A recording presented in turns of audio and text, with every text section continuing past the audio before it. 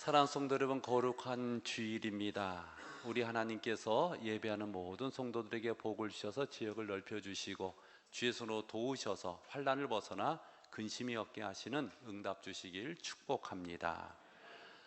우리 하나님 앞에 예배하러 오셨으니 인상도 좀 피시고 밝은 얼굴로 우리 하나님 앞에 예배할 수 있기를 축복합니다.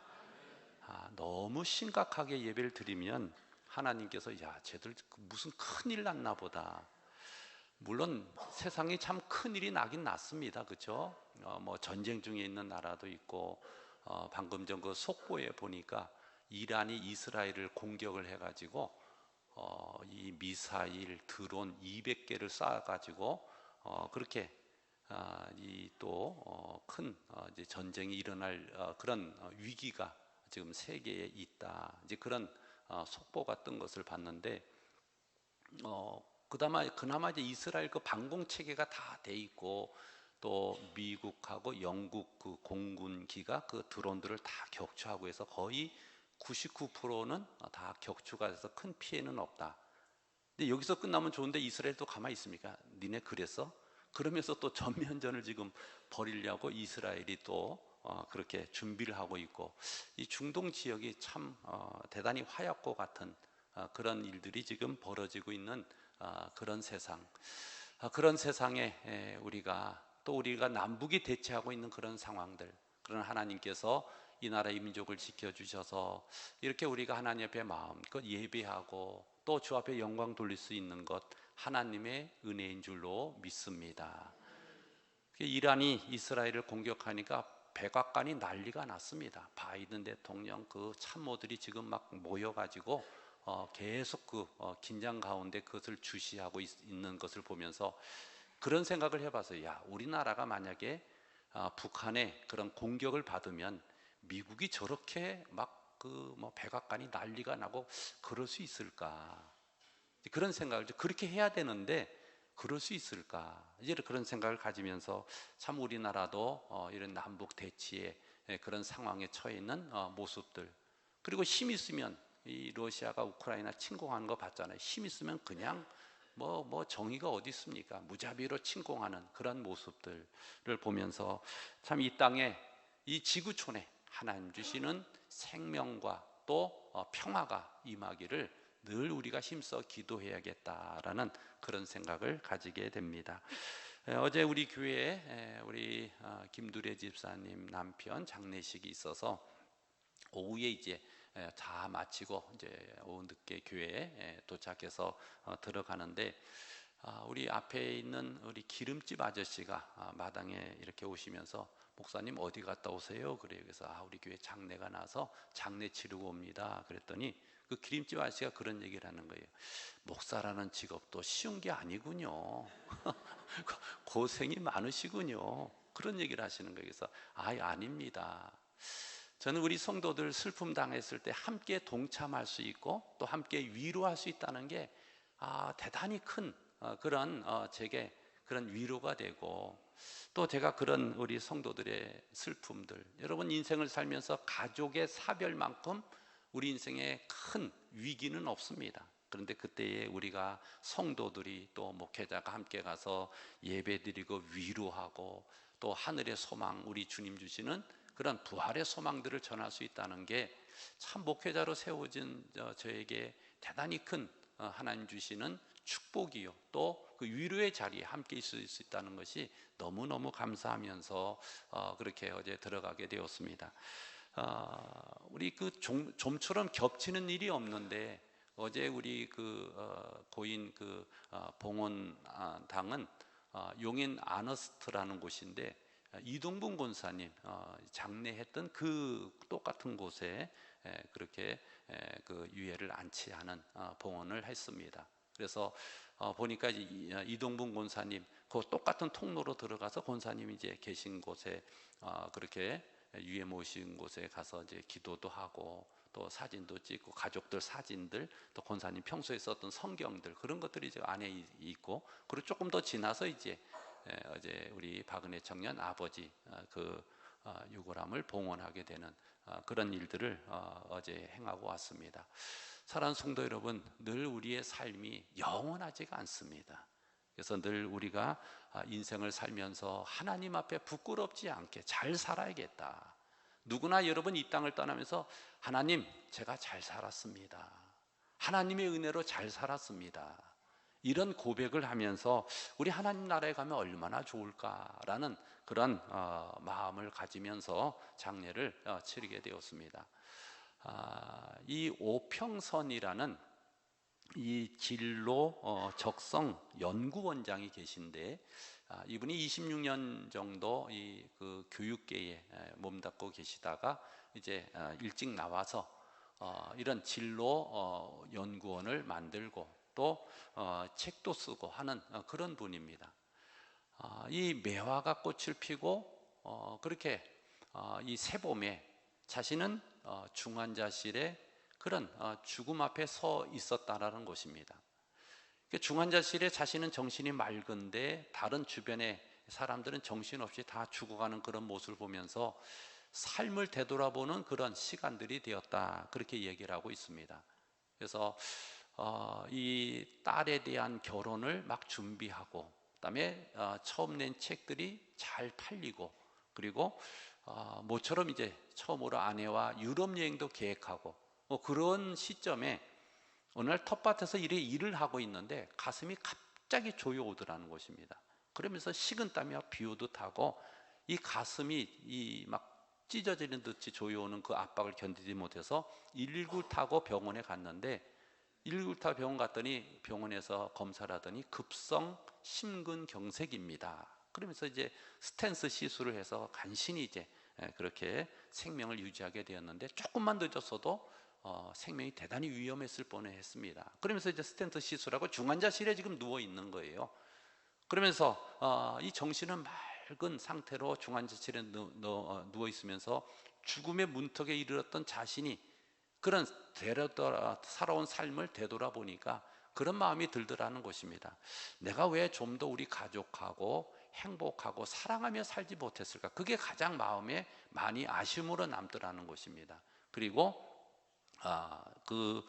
이렇게 여행을 좋아하는데 시간 없다, 돈 없다 그러면서 좀 더 넓은 곳을 보고 싶었는데 그러지 못한 것이 또 후회가 되고, 그리고 세 번째는 얼마 되지 않는 그런 재산이지만 이것을 잘 정리하지 못해서 가족들에게 혼란을 줄 수 있었겠다, 이런 세 가지 후회가 들더라는 것입니다. 그러면서 이렇게 살아있음에 감사하고 내가 이제는 삶을 어떻게 살아야 될까에 대한 명료한 그 삶이 보이더라는 거예요. 지나온 삶에 대해서 그것을 거울 삼아서 앞으로 살아갈 삶의 목표를 세울 수 있었다.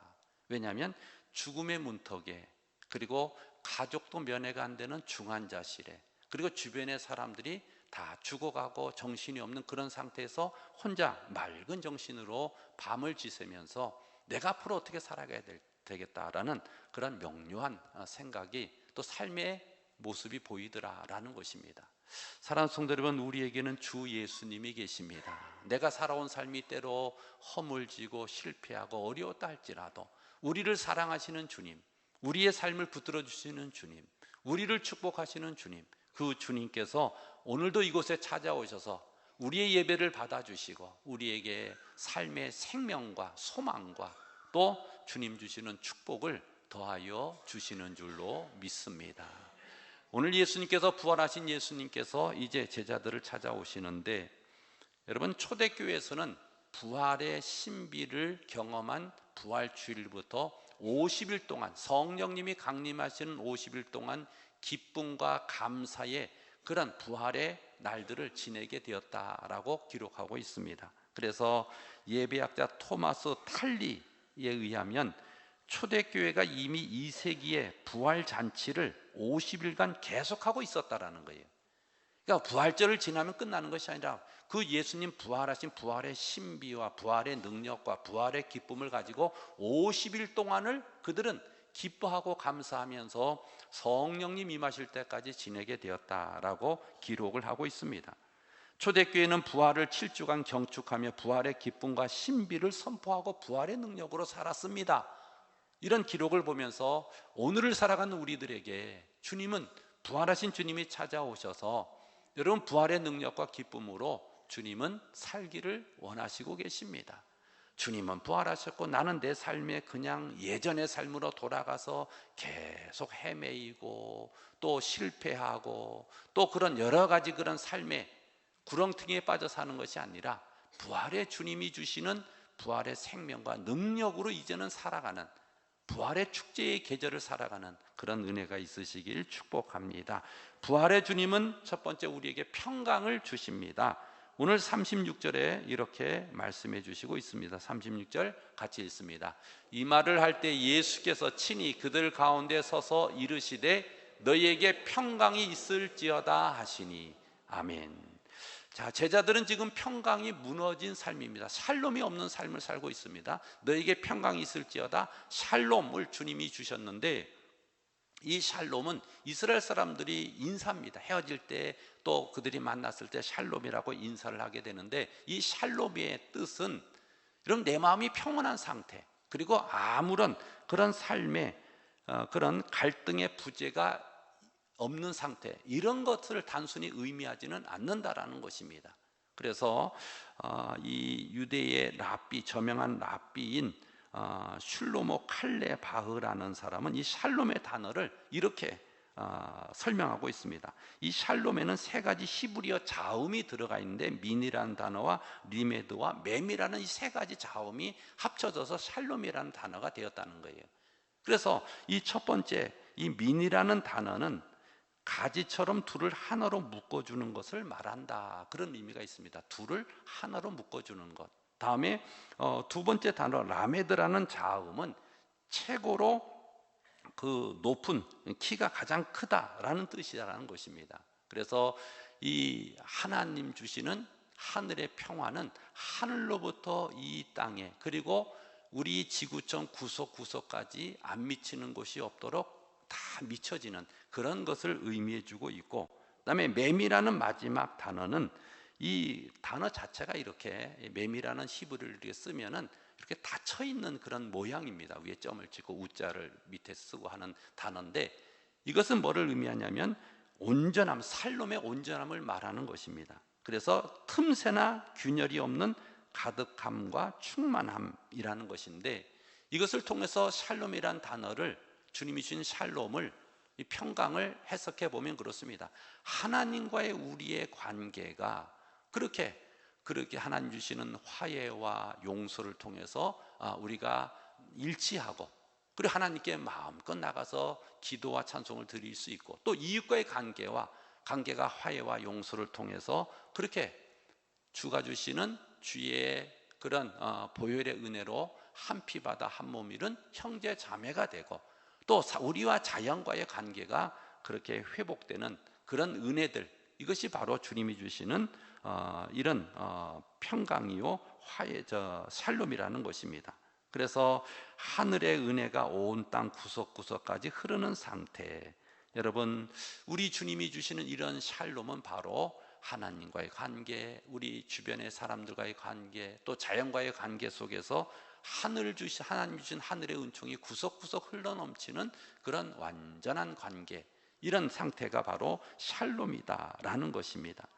자, 제자들은 지금 어떻습니까? 우리 예수님 부활하셨습니다.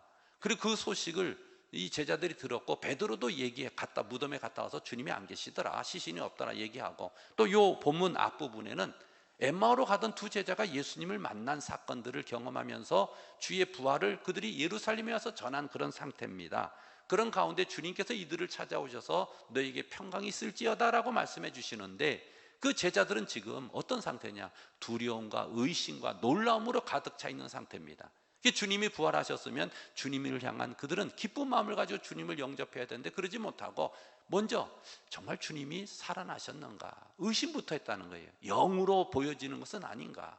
주님이 뭐라고 하시냐면, 내 손과 발을 봐라. 그리고 영은 이 몸과 살이 없으되 나는 있다 라고 말씀하시면서, 우리 주님께서 진짜 우리의 육신을 몸을 입고 부활하셨다라는 것을 친히 보여주시고, 아직도 제자들이 계속 의심하고 두려워하고 믿지 못하니까 너에게 먹을 게 있느냐? 예.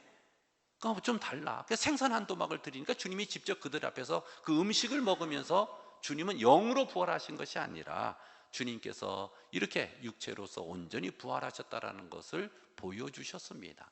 사랑하는 성도 여러분, 늘 우리의 삶에 너에게 평강이 있을지어다. 주님은 말씀해 주시는데 우리는 눈도 닫고 귀도 닫고 마음도 닫고 그냥 자신의 죄악된 삶에, 절망적인 삶에 매여만 있지는 않습니까? 이제 마음의 문을 활짝 열고 우리에게 주시는 주의 평강을 우리의 가정에, 우리의 직장에, 우리의 삶의 현장에 받아들여서 주의 하늘나라에서 주시는 그 평강이 주장하시고 가득한 그런 삶이 우리 성도들에게 있으시길 바랍니다. 그래서 여러분, 얼마나 이제 오늘도 여름 같은 날씨다 그래서 창문들을 다 열어 제치고 우리가 환기도 하고 그러듯이 우리의 마음의 문들을 활짝 열고 부활의 주님이 주시는 이런 주의 주시는 샬롬의 복이 우리 성도들에게 있으시길 주의 이름으로 축복합니다.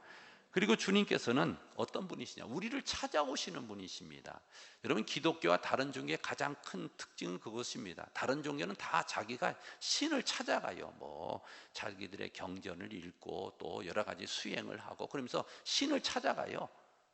이래 신을 찾아가는 종교라면 우리 기독교는 천지 만물을 창조하신 하나님께서 죄인된 우리를 직접 찾아오시는 그런 것이 바로 우리 기독교라는 것입니다. 그래서 여러분, 우리 하나님은 죄악된 우리들을 찾아오시는 분, 부활의 은총을 가지고 우리를 찾아오시는 주님, 그 주님을 만나 뵈는 은혜가 있으시길 바랍니다. 하나님께서 천지 만물을 창조하시고 그것을 아담과 하와를 창조하시고 모두 관리하게 하셨습니다. 아담과 하와가 하나님이 금하신 선악과를 따먹으러 죄를 지었고 그들이 하나님이 두려워서 숨었습니다.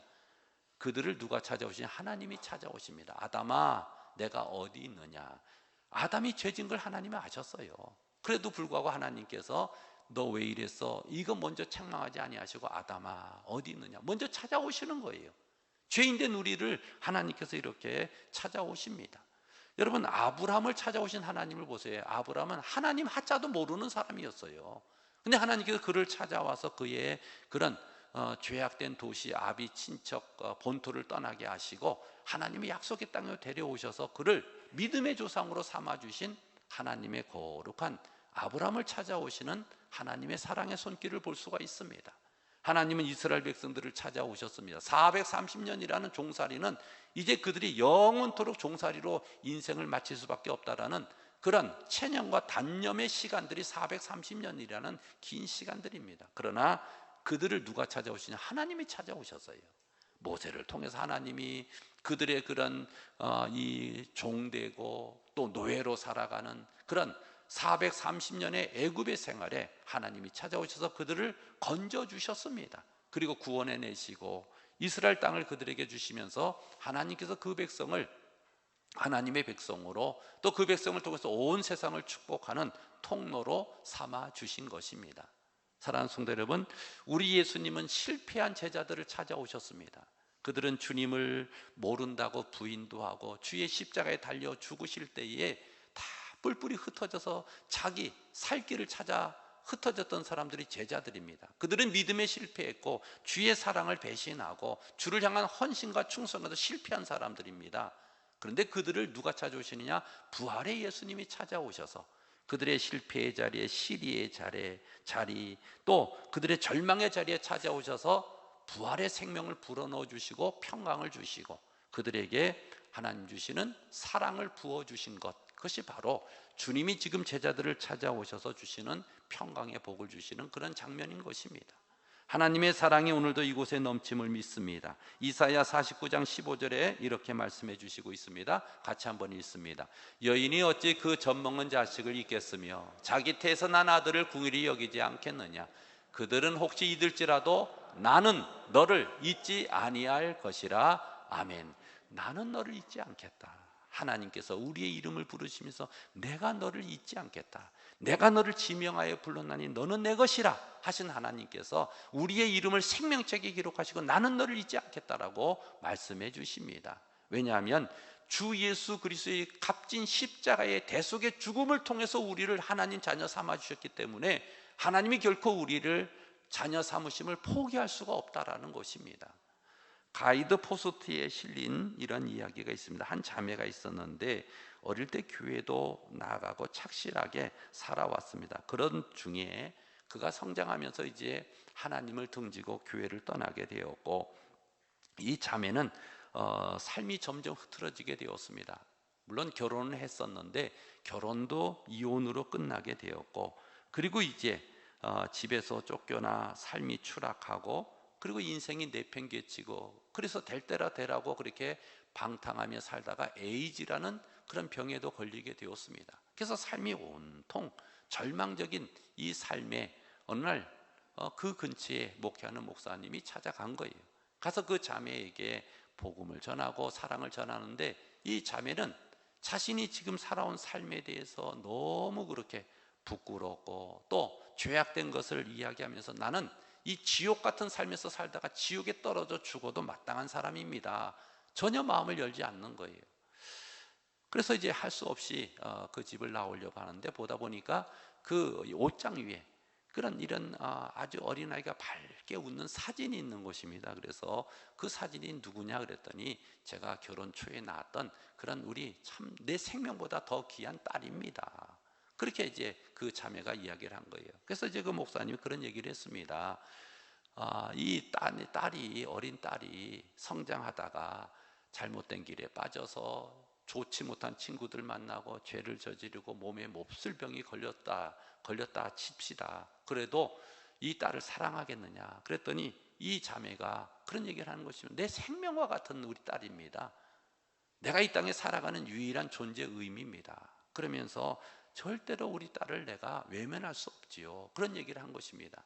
그때 목사님께서 하나님의 사랑에 대해서 이야기를 하면서, 우리 하나님의 옷장 위에는 이렇게 당신의 얼굴이 사진첩이 있을 것이다, 그런 얘기를 하면서, 하나님께서는 몸에 몹쓸 병이 걸리고 그 삶을, 하나님을 등지고 방탕하고 실패하고 또 지옥 같은 삶을 지금 이렇게 살고 있지만, 하나님은 당신을 사랑하신다.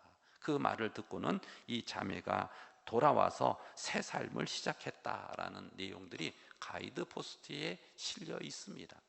여러분, 늘 우리 하나님은 우리를 찾아오시는 분이십니다. 아무리 내가 힘들고 아무리 내가 고독한 가운데 있고 죄악 가운데 있다 할지라도 그곳에서 우리를 건져주시고 그 수렁에서 우리를 건져주시려고 찾아오신 분 누구냐? 아버지 하나님이십니다. 하나님 아버지의 그 크신 사랑은 바로 십자가 위에서 나타났습니다. 그러므로 사랑하는 성도 여러분, 늘 우리를 그렇게 버릴 만한, 여러분 세상에 모든 것들이 있다 할지라도 하나님 아버지의 사랑은 결코 우리를 포기하지 않는다는 것을 기억하면서 그 아버지 하나님의 사랑을 마음을 열고 받아들이는, 그래서 그 사랑으로 회복되는 은혜가 있으시길 바랍니다. 이제 구운 생선 한 토막을 드신 예수님께서 제자들에게 말씀해 주십니다. 성경을, 그들의 마음을 열어서 성경을 깨우쳐 주시는데, 모세율법과 선지자의 글과 시편에 나를 가르쳐 기록된 모든 것이 이루어져야 하리라. 하나님 말씀을 통해서 그들의 마음을 열어서 깨닫게 하여 주셨습니다. 그러면서 주께서 이제 이 일의 증인으로 우리를 세우시는데, 46절, 47절, 48절 한 번 더 같이 읽겠습니다. 또 그의 이름으로 제사함을 받게 하는 예루살렘에서 시작하여 모든 족속에게 전파될 것이 기록되었으니 너희는 이 모든 일의 증인이라. 아멘. 46절 한 번 더 보여줘 보세요. 46절. 또 이르시되 이같이 그리스도가 고난을 받고 제3일에 죽은 자 가운데서 살아날 것과. 아멘.